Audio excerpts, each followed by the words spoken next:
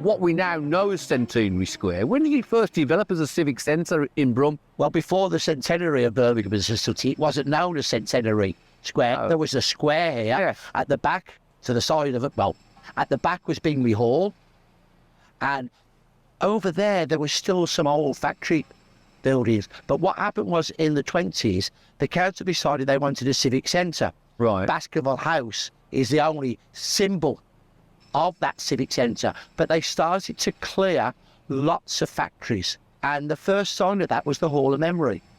The Hall of Memory was built on land that had been industrial.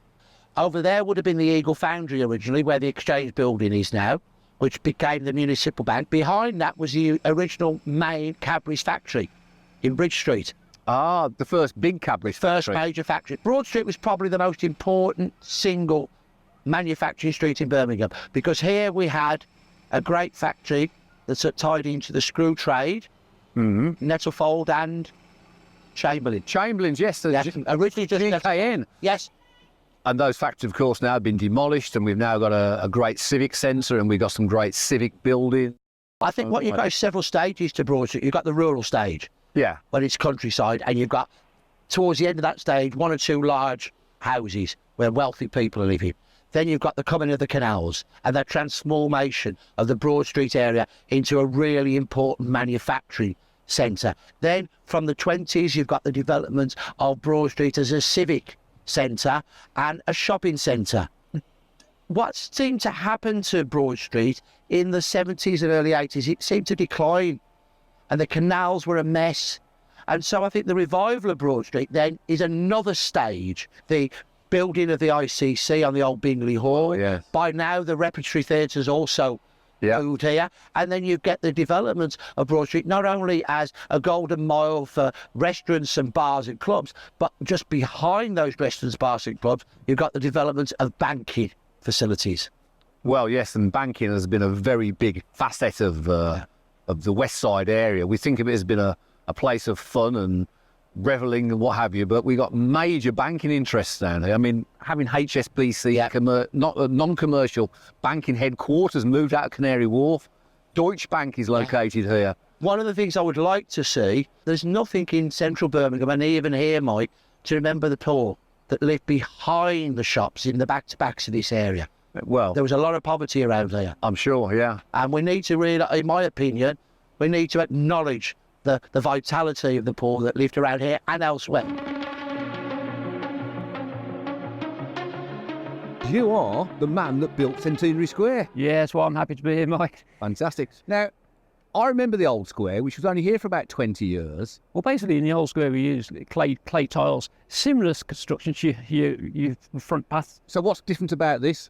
This is a precast concrete sub-base underneath, and then you've got a granite on top of it.